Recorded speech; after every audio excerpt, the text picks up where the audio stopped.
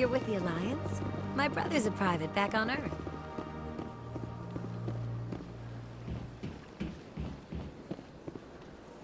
I went fairly often when it was still the Arcos.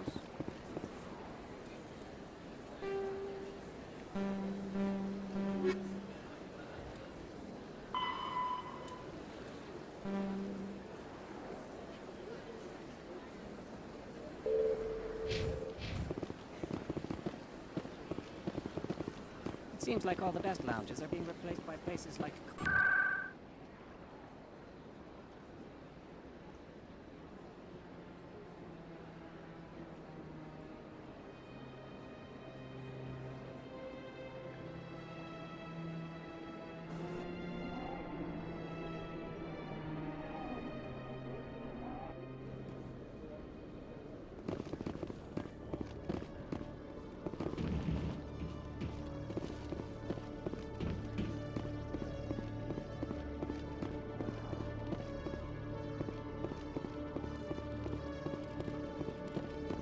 Hello, Commander. Show me what you've got. Sounds good. Just let me set you up. Oh, this must be a mistake. System's telling me to offer you our select stock. Spectre? Well, I'd heard about that, but I didn't realize it was you.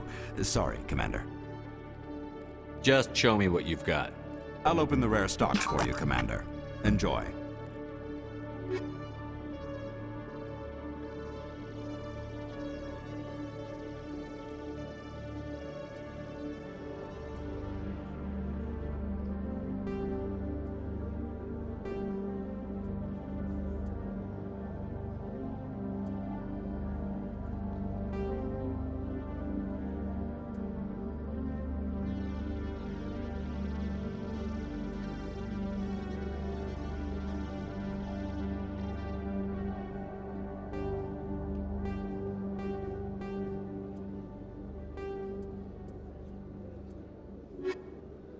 Hello, Commander. Show me what you've got. I'll open the rare stocks for you, Commander. Enjoy.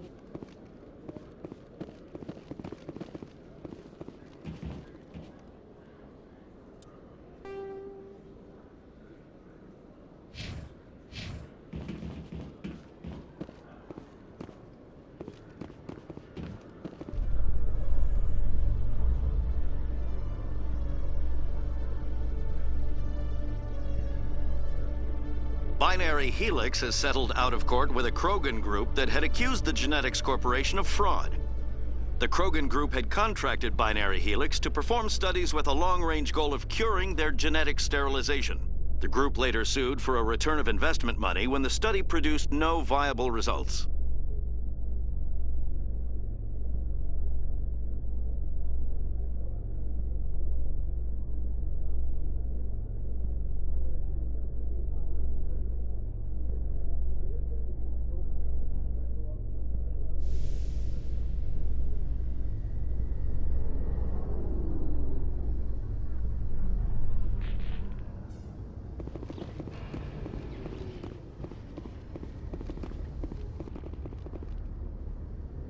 I've got big news for you, Shepard. Captain Anderson is stepping down as commanding officer of the Normandy. The ship is yours now.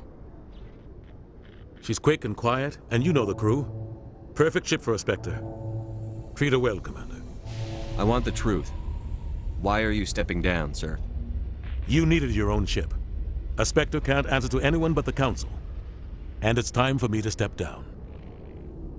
Come clean with me, Captain. You owe me that much. I was in your shoes 20 years ago, Shepard. They were considering me for the Spectres. What happened? I failed. I couldn't make the cut. It's not something I'm proud of. Ask me later and I'll tell you the whole story. For now, all you need to know is, I was sent on a mission with Saren, and he made sure the Council rejected me. I had my shot. It came and went. Now you have a chance to make up for my mistakes. I won't let you down, sir. Saren's gone. Don't even try to find him. But we know what he's after. The Conduit. He's got his Geth scouring the Traverse looking for clues. We had reports of Geth in the Pharos system shortly before our colony there dropped out of contact, and there have been sightings around Noveria. Find out what Saren was after on Pharos and Noveria. Maybe you can figure out where the Conduit is before he does. The Reapers are the real threat. I'm with the Council on this one, Shepard. I'm not sure they even exist. But if they do exist, the Conduit's the key to bringing them back. Stop Saren from getting the Conduit, and we stop the Reapers from returning. I'll stop him. We have one more lead. Matriarch Benezia, the other voice in that recording. She has a daughter, a scientist who specializes in the Protheans. We don't know if she's involved, but it might be a good idea to try and find her. See what she knows. Her name's Liara, Dr. Liara Tassoni. We have reports she was exploring an archaeological dig on one of the uncharted worlds in the Artemis Tau cluster.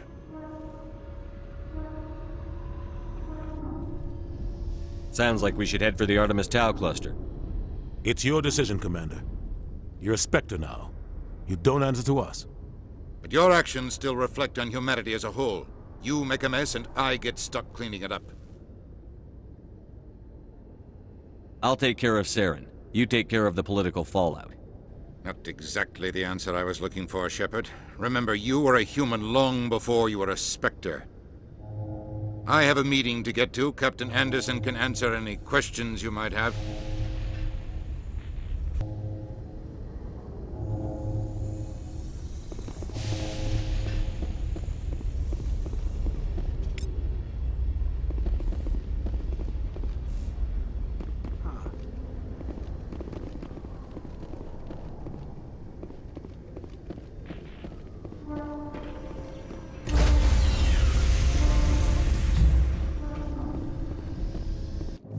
Stand by, shore party. Decontamination in progress.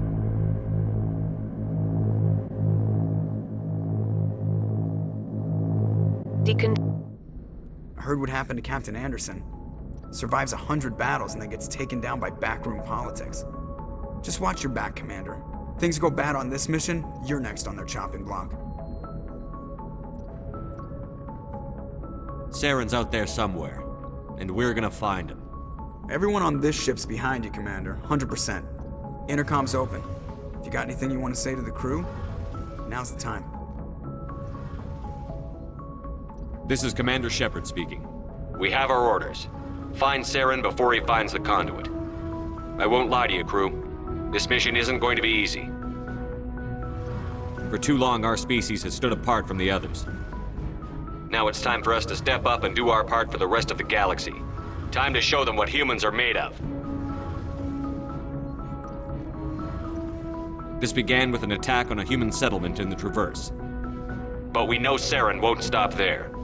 His Geth armies aren't going to stay on the far fringes of Citadel space.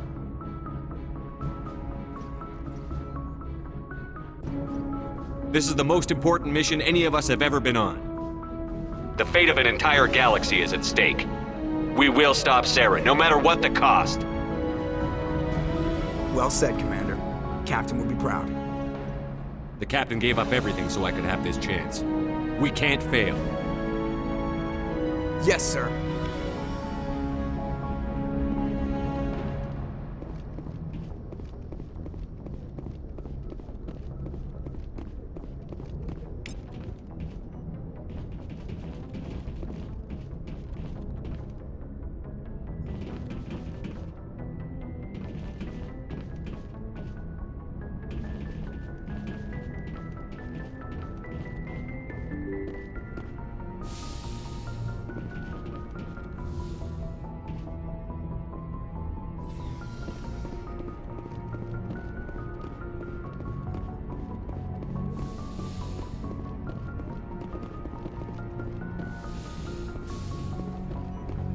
Yes, Commander?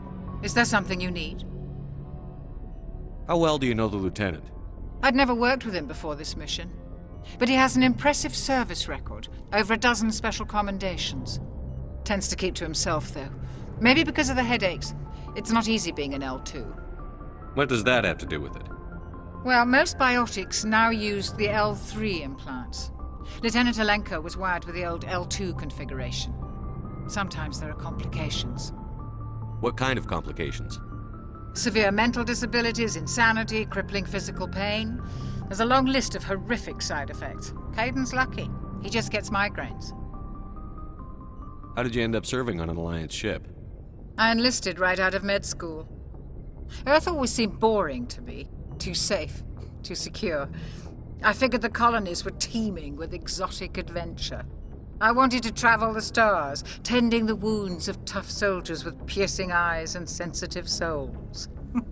Turns out military life isn't quite as romantic as I'd imagined. But humanity needs the Alliance if we want to keep expanding through the Traverse, and the Alliance always needs good doctors. So I stayed on to do my part. Ever think you made the wrong choice? Sometimes I think about opening a private practice back on Earth. Or maybe taking a position at one of the new med centers out in the colonies. But there's something special about working on soldiers. If I left the Alliance now, I'd feel like I was abandoning them. I should go. Goodbye, Commander.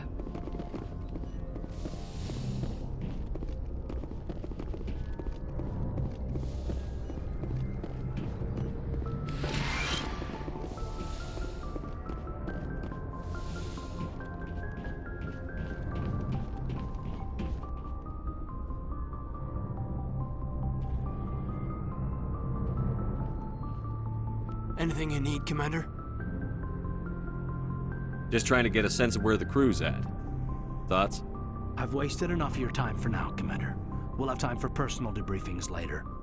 What's your opinion on the last mission? I don't see how we could have done things any better. At least not without getting to Eden Prime sooner. And we were on the scene faster than any other Alliance ship could have been. We'll talk another time, Lieutenant. Commander?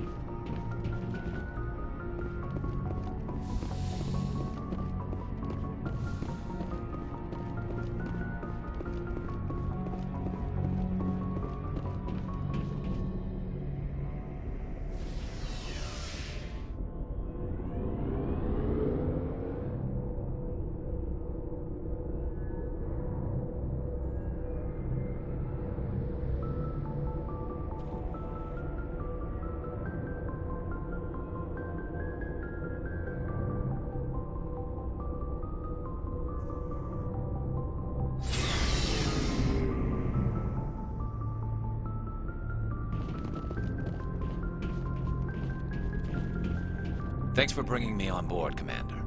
I knew working with the Spectre would be better than life at CSEC.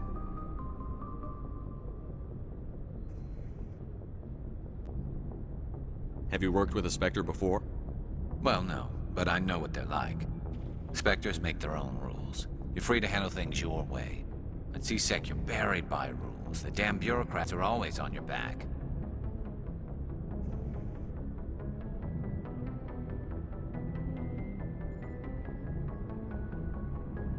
Being a Spectre does have its advantages. Exactly my point. If I'm trying to take down a suspect, it shouldn't matter how I do it, as long as I do it. But CSEC wants it done their way. Protocol and procedure come first. That's why I left. So you just quit because you didn't like the way they do things? There's more to it than that. It didn't start out bad, but as I rose in ranks, I got saddled with more and more red tape. CSEC's handling of Saren was typical. I just couldn't take it anymore. I hate leaving. I hope you made the right choice. I'd hate for you to regret it later. Well, that's sort of why I teamed up with you. It's a chance for me to get off the Citadel, see how things are done outside CSEC. Either way, I plan to make the most of this. And without CSEC headquarters looking over my shoulder, well, maybe I can get the job done my way for a change. As long as you do your job well, you're free to go about your business as you see fit. Thank you, Commander.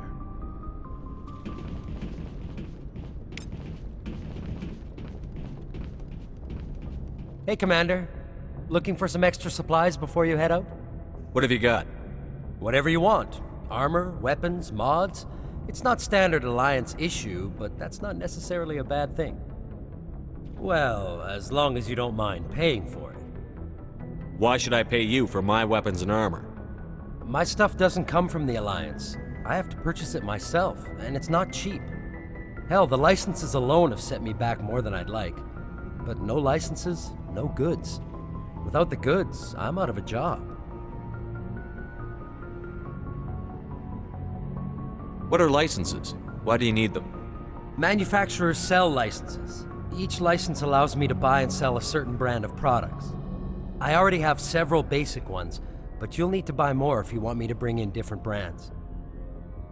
Many of the best licenses are hard to get, but they're well worth the cost if you can find them. Let's see what you've got. You bet, Commander.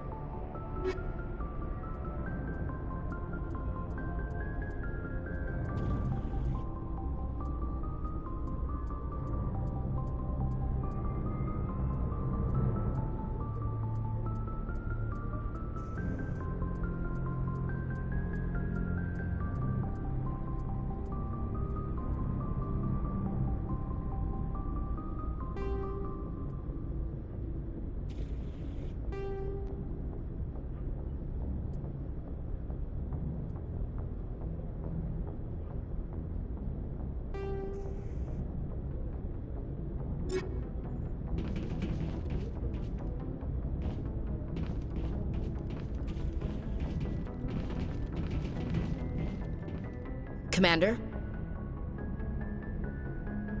What's your opinion on the last mission?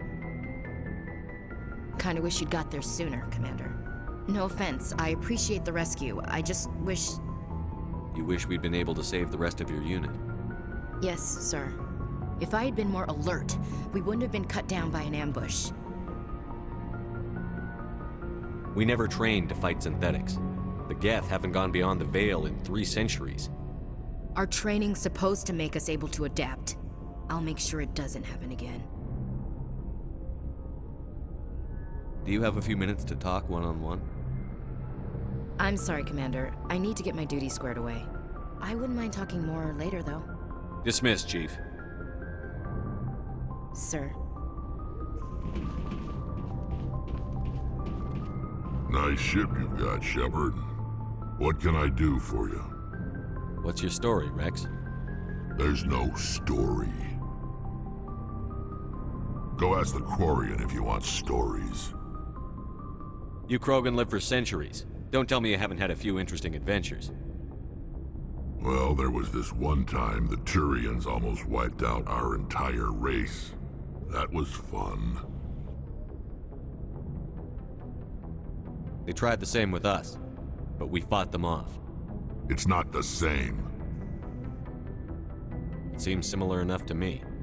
So your people were infected with a genetic mutation? An infection that makes only a few in 1,000 children survive birth?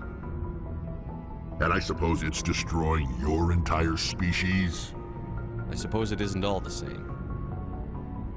I don't expect you to understand, but don't compare humanity's fate with the Krogan. Sorry, Rex. I wasn't trying to get you upset. Your ignorance doesn't upset me, Shepard. As for the Krogan, I gave up on them long ago. The genophage infected us, but it's not what's killing us. Are your people really dying? We're sure not getting any stronger. We're too spread out. None of us are interested in staying in our own system. Lots of species have left their homes and prospered. But they go to colonize new worlds. We're not settlers. We're warriors. We want to fight. So we leave. Hire ourselves out. And most of us never go back. What can you tell me about the Genophage? Ask the Solarians if you want details. They made it. All I know, it makes breeding nearly impossible. Thousands die in stillbirth, and most never get that far. Every Krogan is infected, every one. And no one's rushing to find a cure. Why don't the Krogan try to find a cure? When was the last time you saw a Krogan scientist?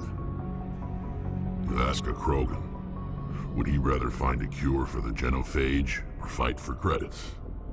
He'll choose fighting every time. It's just who we are, Shepard. I can't change that. Nobody can. So long, Rex. Shepard.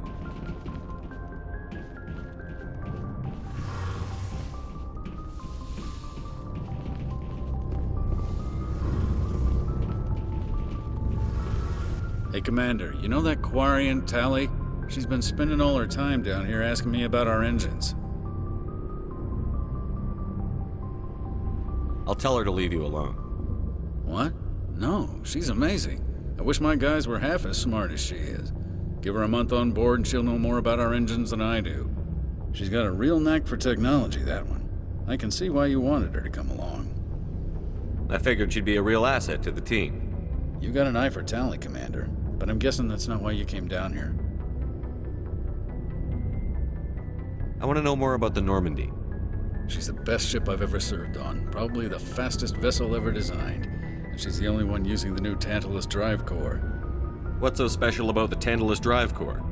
Proportionally, it's about twice the size of any other vessel. Not only are we faster, but we can run at FTL speeds longer before we have to discharge the core.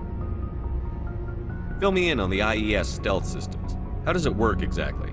You can't hide a ship out in space. They emit too much heat and radiation, too easy for sensors to pick them up, unless you find a way to capture those emissions. So our stealth systems trap the energy we give off in storage sinks built into the ship itself. No emissions to give away our location. Eventually the sinks have to be vented. More than a few hours silent running and they overheat. Cook us inside our own hull. There's no way for anyone to detect us? A visual scan can still pick us up. Anyone looking out a window can see us plain as day. But you have to be pretty close to get an actual visual out in space. Most vessels rely on scanners. As long as the stealth systems are engaged, they can't see us. Not unless we accelerate to FTL speeds. Why doesn't it work with faster-than-light travel?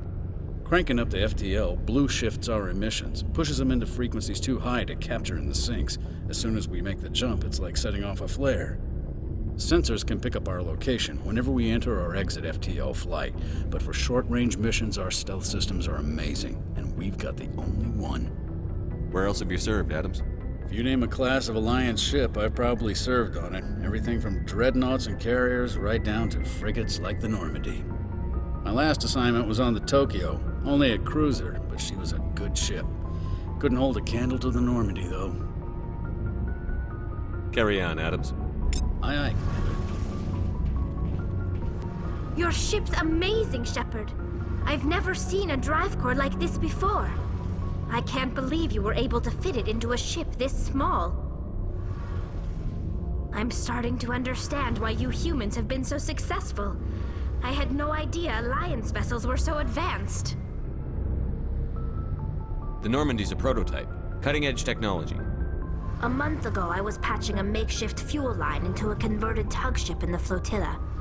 Now, I'm sitting on board one of the most advanced vessels in Citadel space. I have to thank you again for bringing me along. Traveling on a vessel like this is a dream come true for me. I had no idea you found ship technology so interesting. It comes with being a Quarian. The migrant fleet is the key to the survival of my people. Ships are our most valuable resource. But we don't have anything like this. We make do with cast-offs and second-hand equipment. We just try to keep them running for as long as we can. Some of the fleet's larger vessels date all the way back to our original flight from the Geth. I can't believe your fleet's still using ships that are 3 centuries old. They're constantly being repaired, modified, and refitted. They aren't pretty, but they work, mostly. We've tried to make ourselves as independent as possible on the flotilla, grow our own food, mine, and process our own fuel. But some things we just can't make on our own. A patch to maintain the hull integrity requires raw materials we just don't have. That's why our pilgrimages are so important. Tell me about your people. Our lives aren't easy. Resources are scarce, and we are constantly on the move. Everything we do must in some way contribute to the continuation of the migrant fleet.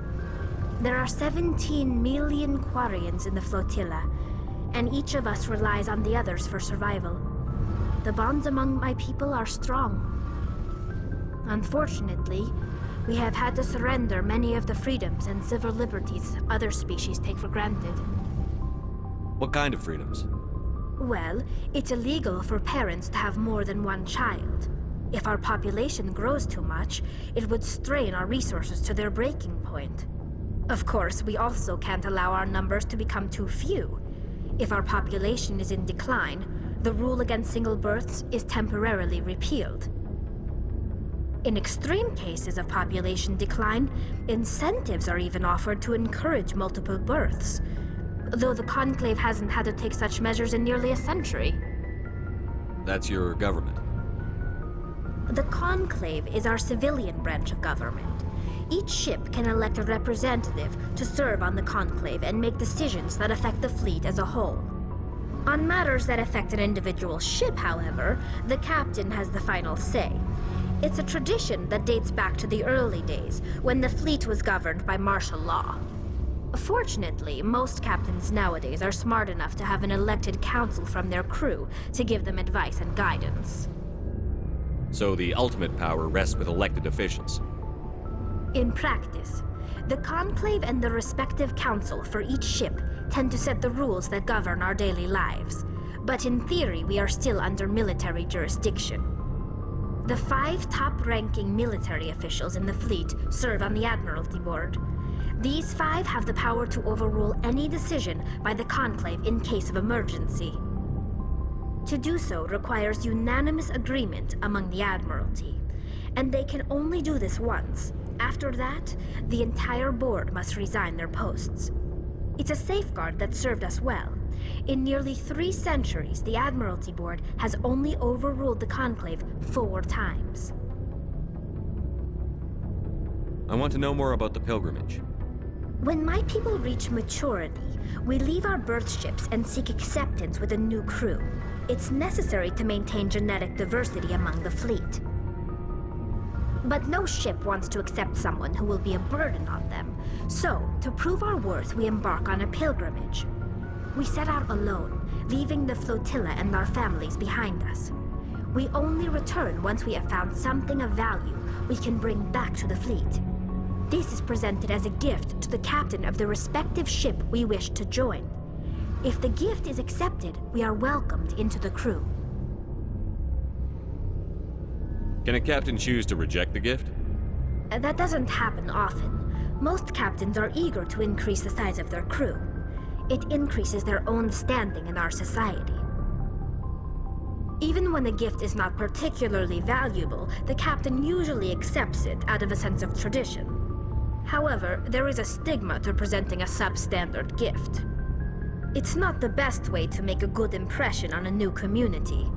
Most pilgrims don't return until they find something worthwhile. I can't believe they just send you off alone. It's not like they just cast us out. Before we leave, we are given lessons in how to survive outside the flotilla, and given gifts to help us on our journey. We also receive implants to fight off sickness and disease. Generations of living in an isolated and highly controlled environment have left our immune systems weaker than most. By the time we leave the fleet, we are well equipped for the pilgrimage. This is a rite of passage for all Quarians. If it were dangerous, our numbers would suffer. Virtually every pilgrimage ends with a triumphant return and the ritual presentation of the gift to one of the fleet's captains. I want to talk about something else. Like what? I want to know more about the Geth. I doubt I can tell you anything you don't already know. It's been almost 3 centuries since they drove my people into exile. All I know is the story of their origins, what they were when we created them, and how they turned on us. Interesting. The Geth were originally created to serve as an automated manual labor force.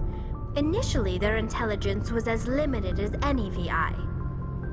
Over time, we made small modifications to their programming to allow them to perform more varied and complex tasks, bringing them closer and closer to true AI status. How come the Council didn't step in and stop you? This wasn't true AI research. We may have been skirting the bounds of the law, but we never did anything that was actually illegal. The changes were so insignificant, so gradual, that we were able to control them. Or so we thought. But one thing we underestimated was the power of the neural network. 1 million Geth thinking simultaneously created an inherently unstable matrix. So, the Geth share brain power? Many of the Geth's logic systems were designed to work in concert with other nearby Geth. Basically, the more of them you have in a group, the smarter they are. So there's some sort of group consciousness? No, nothing like that. They cannot share sensory data or information. Their programming cannot handle that much simultaneous input. Each Geth maintains an individual awareness and identity.